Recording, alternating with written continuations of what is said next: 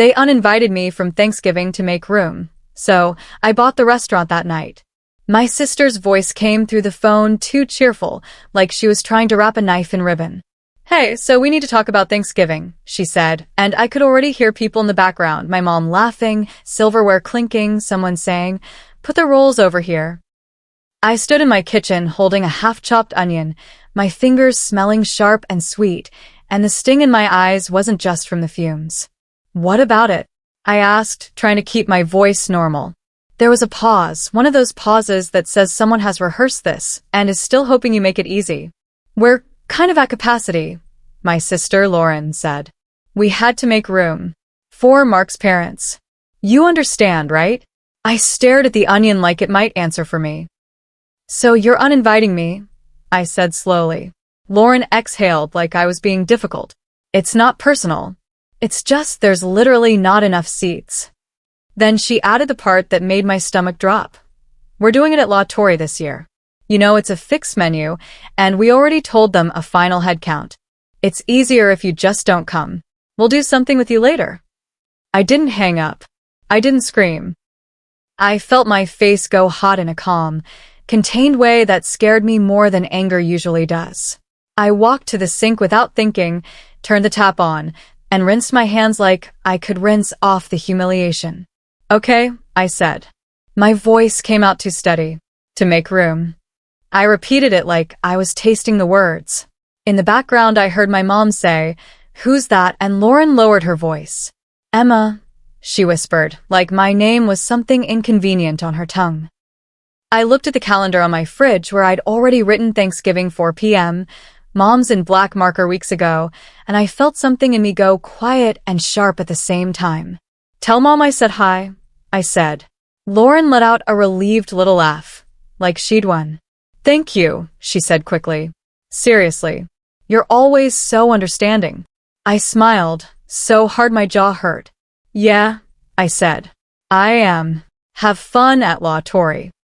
Then I ended the call, stared at the screen for 1 second, and said out loud to my empty kitchen, "Watch me."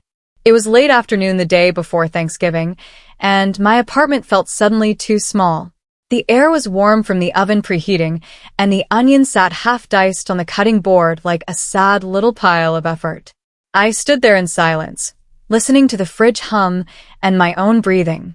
The hurt didn't arrive in one dramatic wave. It came in these small punches. The thought of my mother's hands arranging place cards, the image of my stepdad pouring wine, the sound of Lauren laughing with Mark's parents while I sat alone eating whatever I could stomach. My hands started shaking, not because I was about to cry, but because I was trying not to.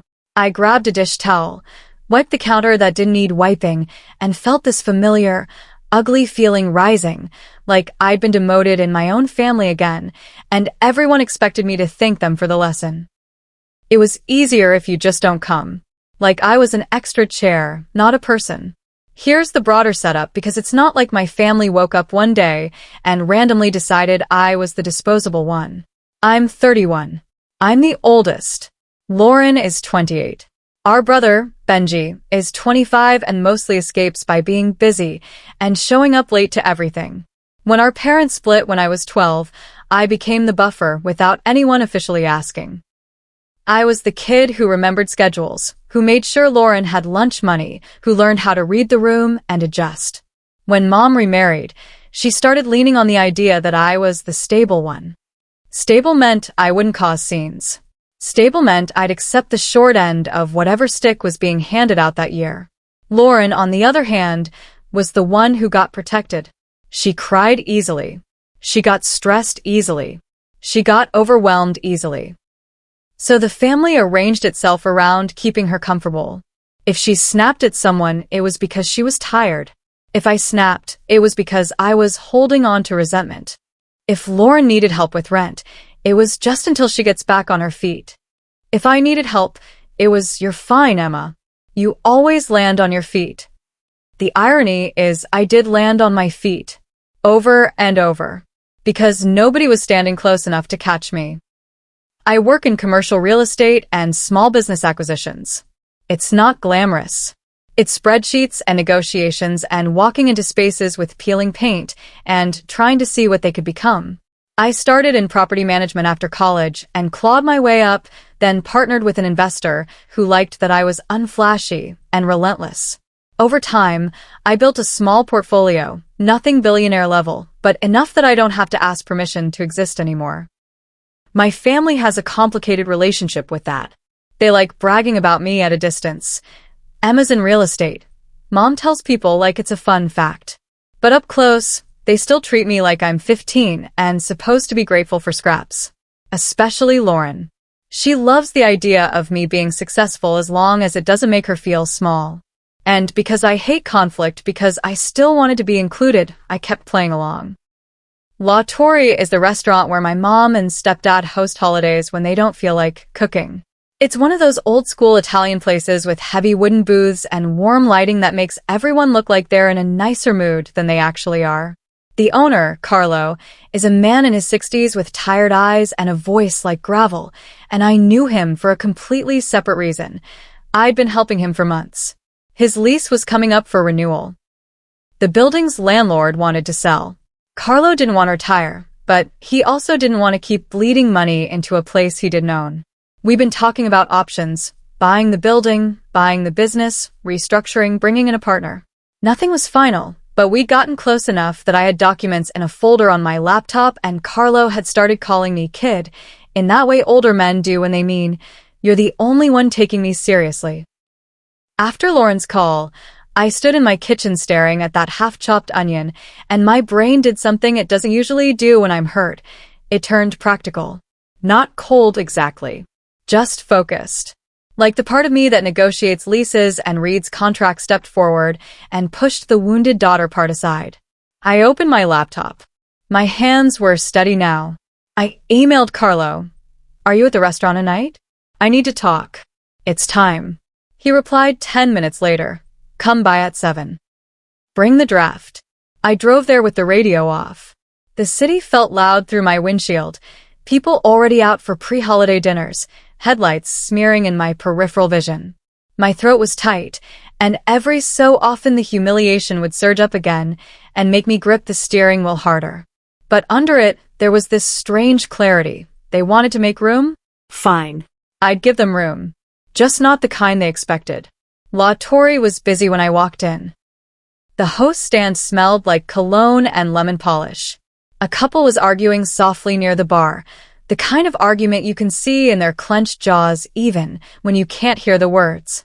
I spotted Carlo in the back, sitting at a corner table with a glass of water and a stack of papers. He looked up when he saw me and raised his eyebrows. "You look like you're about to either cry or sue someone," he said. "Maybe both," I said, and my voice cracked on the last word. I hated that it did. I sat down, smoothed my coat over my knees, and slid my folder onto the table. My fingers were cold. Carlo glanced at the folder, then at my face. "This is real," he asked quietly. "It's real," I said. "If you're still willing." He leaned back, exhaled slowly, and for the first time since Lauren's call, I felt something unclench inside me. Not relief. Permission. "I'm willing," he said. "I just didn't know if you were." We went through everything like adults do when feelings are too messy to speak directly: terms, timelines, deposits, contingencies. I told him I'd put down the earnest money tonight. I told him we'd keep staff. I told him I'd keep the name. He stared at me for a long moment, then nodded like he'd decided something. "You're doing this because you want the restaurant," he said. I met his eyes. "I want the restaurant," I said, which was true. Then, because I couldn't keep the bitterness out completely, I added, "And I also don't want my family to use it as a stage to pretend I don't exist." Carlo didn't ask for details. He just slid the papers closer. "Signed then," he said. My pen scratched across the page. It was such a small sound for something that felt so huge. At 8:42 p.m., I wired the deposit from my phone with my hands still slightly shaking. At 9:10 p.m., Carlo stood up, extended his hand, and said, "Congratulations, Emma. You're the owner. Not completely, not yet, but enough that it matters." I shook his hand, and my heart was beating fast, part adrenaline, part disbelief. I walked out into the cool night air and sat in my car for a minute just breathing, the restaurant's warm glow behind me. I should have felt victorious. Mostly I felt sad that it took being erased to finally stop begging for a seat. Thanksgiving came anyway. That afternoon, I didn't sit alone with a sad plate. I went to La Torre early.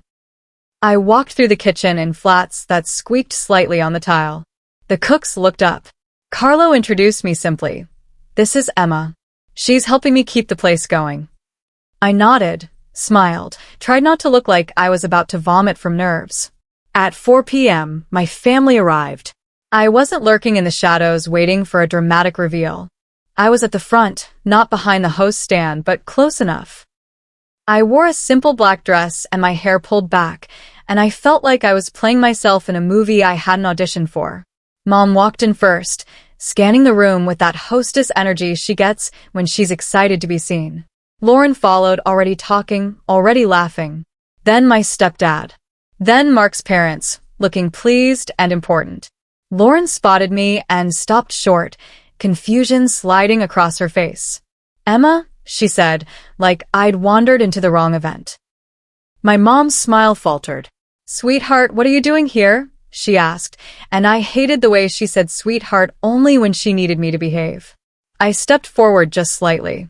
"I'm here," I said. My voice was calm. "I figured since you needed to make room, I'd meet you somewhere you couldn't rearrange me." Lauren's eyes narrowed. "Are you seriously making this a thing? We told you it was just capacity," I finished for her. I nodded. "Yeah, about that." Carlo chose that moment to walk up, wiping his hands on a towel. He looked at me, then at my family, then back at me like he already understood the dynamic. "Emma," he said loudly enough for them to hear, "the private room is ready if you want to check the setup." My mother blinked. "Private room?" she repeated. Lauren's mouth opened slightly. "What is happening?" I looked at my sister and felt my chest tighten with something that wasn't quite anger anymore, more like a tired honesty. "I bought into La Torre," I said. "Last night." My stepdad stared at me like I'd spoken another language. "You bought the restaurant," he said, voice flat. "Not the whole thing," I said, because I wasn't there to lie. "But enough. Carlo and I signed the agreement. I wired the deposit. I'm a part owner now." Lauren's face flushed. "Why would you?" she started, then stopped because she didn't want to say it out loud. "Why would you do something that makes you unmovable?" My mom's eyes glistened immediately, not with joy, with panic, with a sudden fear that she'd miscalculated. "Emma," she said, voice thin, "this isn't appropriate." I let out a small breath. "What wasn't appropriate," I said softly, "was uninviting me from Thanksgiving to make room." Mark's parents stood there awkwardly, watching like they'd accidentally stumbled into family therapy. Benji showed up late as always, took one look at everyone's faces and mouthed, "Oh no," at me. Lauren's voice sharpened. "You're embarrassing us." I didn't raise mine. "You already did that," I said. "You just did it quietly." There was a long, awful pause. Mom's hands fluttered like she wanted to fix something without knowing where to start. Lauren looked furious. My stepdad stared at the floor. And in that moment, I realized I didn't actually want them to grovel. I wanted them to understand that I wasn't available for erasure anymore. I stepped back and gestured toward the dining room. "Your table's ready," I said. "Enjoy dinner." My mom's eyes widened. "Emma, please?" I shook my head once. "Not tonight," I said. "Tonight, I'm working." Because I was. I walked into the back, checked the private room setup, made sure the staff were okay, helped run food when someone called out sick. I stayed busy on purpose. Every now and then, I caught a glimpse of my family through the doorway, Lauren stiff-backed, Mom quieter than usual. They ate. They laughed a little. They kept looking around like they expected me to explode into the room with some grand speech. I didn't. Later that night, after they left, Carlo handed me a slice of pumpkin pie in a takeaway container. "You okay, kid?" he asked. I stared at the pie, then nodded once. "I will be," I said, and for the first time that day, I believed it. My mom texted me at midnight. We need to talk. Lauren didn't text at all. Benji sent. Iconic. But also, are you okay? I laughed quietly at that, alone in my car, the restaurant lights dimming behind me. Not because it was funny, because it was real. I didn't buy the restaurant to punish them. I bought it because it was a smart move I'd already been considering. But I won't pretend the timing didn't feel like the universe handing me a door after years of being told to wait outside. Thanks for watching. If you've ever been pushed out to make room and you found your own way to stop shrinking, share your story in the comments. I genuinely love to hear it.